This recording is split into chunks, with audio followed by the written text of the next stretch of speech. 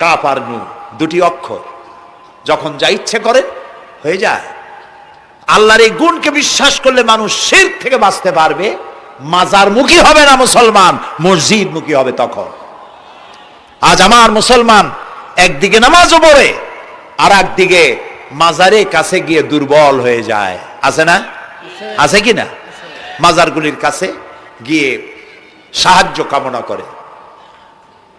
আমার নিজের চোখে দেখেছি মাজারে গিয়ে কিভাবে সেজদা দেয় কবরকে। বলেন নাউযুবিল্লাহ।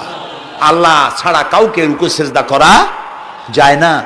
যা চাবার আল্লাহর কাছে চাইতে হবে। ওয়াইজা সাআলতা ফাসআলিল্লাহ ওয়াইজা ইসতাআনতা ফাসতাইন বিল্লাহ। যা কিছু চাওয়ার আল্লাহর কাছে চাও, যা কিছু বলার আল্লাহকে বলো। সব কিছু করার মালিক তিনি, সুবহানাল্লাহ বলেন। এই জন্য মাজারের সাথে মুসলমানদের সম্পর্ক হবে না, মুসলমানদের সম্পর্ক হবে মসজিদের সাথে। কিসের সাথে বলেন জোরে? আপনি কোন অসুবিধায় পড়েছেন,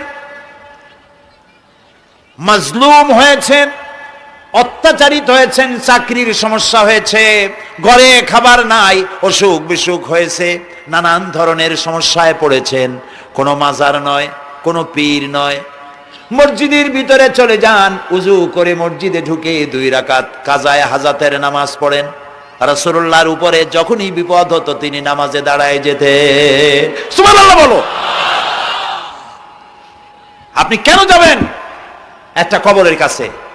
আপনার সাহায্য কামনার জন্য কোনো পীর নয়, আপনার সাহায্যের জন্য কোনো কবর নয়, সাহায্য পাওয়ার জন্য কে? আল্লাহ চান আপনার ঈমানটা খালেস হোক।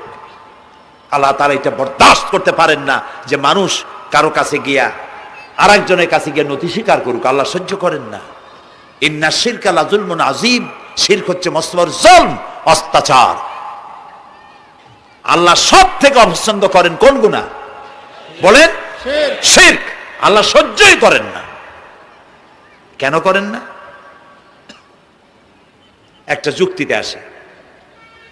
যারা বিবাহ করেছেন তাদের স্ত্রী যদি স্বামীর সাথে যে ধরনের হাসি খুশি প্রেমের আদান প্রদান করে, স্বামী ছাড়া যদি আরেকজন পুরুষের সাথে এরকমের ভাব বিনিময় করে, ফোনে কথা বলে, প্রেম করে, খুব সুন্দর করে ভালোবাসা দিয়ে যদি চিঠি লেখে অন্য পুরুষের কাছে অথবা প্রেম নিবেদন করে, তাহলে স্বামীদের অবস্থা কেমন হবে বলেন?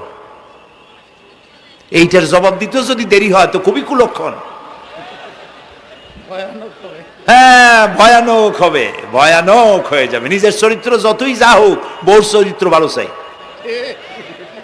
আচ্ছা বলেন তো, স্ত্রী আপনার সঙ্গে যেভাবে প্রেমের হাসি হাসে, প্রেম নিবেদন করে, ওই রকম আরেকটা পুরুষের কাছে সাথে করলে আপনার সহ্য হয় না কেন?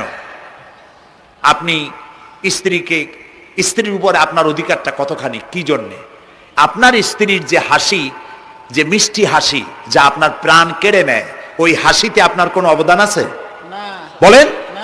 তার যে টানা টানা চোখ, সুন্দর ভ্রু, মাথায় অনেক লম্বা চুল, শরীরটা সুন্দর, যৌবন, রূপ, এর ভিতরে আপনার কোনো অবদান আছে? হ্যাঁ আছে, একটু তো আছেই।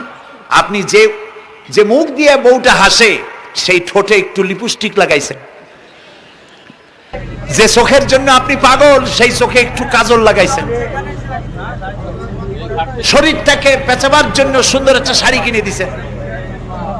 একটা শাড়ি দিয়ে, একটু লিপস্টিক কিনে দিয়ে, চুলের একটা ক্লিপ কিনে দিয়ে, একটা ভালো শাড়ি কিনে দিয়া স্ত্রীর উপরে যদি এত অধিকার আছে যে কোনদিন মৃত্যু পর্যন্ত কোন প্রেমের হাসি, ভালোবাসার আদান প্রদান আপনি ছাড়া আর কারো সাথে করতে পারবে না, এইটা যদি আপনার অধিকারে ভাবে প্রতিষ্ঠিত হয়, তাহলে এই হাসি যিনি দিলেন, এই দাঁত, এই সুন্দর চোখ, এই রূপ, এই যৌবন যে আল্লাহ তাআলা দিলেন, তার সামনে কোন পীর অথবা কবরের সামনে যদি হাত পাতে আল্লাহ বরদাস্ত করেন না। কথা কি বুঝে আসছে? কথা বুঝে আসছে? আলহামদুলিল্লাহ বলেন। আলহামদুলিল্লাহ। বুঝলেই আমাদের কষ্ট সার্থক। আলহামদুলিল্লাহ বলুন। আমরা যেন আল্লাহরে চিনতে পারি, বুঝতে পারি। আমার বিশ্বাস করুন, কোরআন আমার সামনে, আল্লাহর কসম, কোন জীবিত পীর কোন মৃত্যু পীর আমার ভাগ্যের ভালো বা মন্দ করার কোন অধিকার রাখে না। কোন পীর ফু দিয়ে আমার ভাগ্যকে ভালো বানাই দিতে পারবে না, এবং আমার একটা চুলও বাঁকাও করতে পারবে না। খাইরিহি ওয়া শাররিহি মিনাল্লাহ তাআলা, আমার ভালো আমার মন্দ করার একমাত্র মালিক কে? এক আঙ্গুল আকাশের দিকে উঁচু করে চিৎকার দিয়ে বলুন কে? আবার বলেন, আবারও বলুন। আল্লাহ কবুল করুন, বলেন আমিন। আমার এই বক্তব্য দিয়ে আমি কোন পীরকে অমর্যাদা করছি না। পীর সাহেবদের কাছে পীর কোন শরীয়তের শব্দ নয়।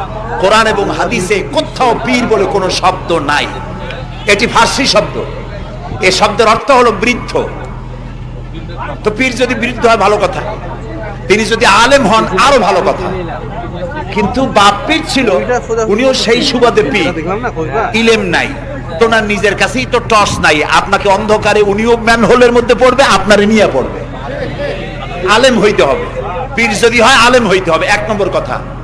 দুই নম্বর কথা হলো তিনি ব্যবসায়ী হবেন না। ধর্মের নামে তিনি ব্যবসা করবেন না। তিনি মানুষকে হেদায়েতের পথ দেখাবেন, প্রয়োজনে জেলে যাবেন, প্রয়োজনে ফাঁসির মঞ্চে দাঁড়াবেন। তিনি নিজেকেই ইসলামের সব আমি করি, আর ইসলাম কারো কাছে নাই। যারা ইসলাম করলো 70-80 বছর ধরে, রাজনীতির পথ দেখালো, তারা ইসলামের দল না, ওনারটাই ইসলামের দল। এই ধরনের ফাজলামি বক্তব্য থেকে বিরত থাকতে হবে। এই ধরনের বেয়াদবিপূর্ণ বক্তব্য থেকে বিরত থাকতে হবে। আমার দোকানে খাঁটি ঘি পাওয়া যায়, আর কারো দোকানে খাঁটি ঘি পাওয়া যায় না। ইসলাম নিয়ে এই ধরনের মনোপলি বিজনেস করতে দেওয়া হবে না। প্রিয় ভাই সব, আমরা পীর সাহেব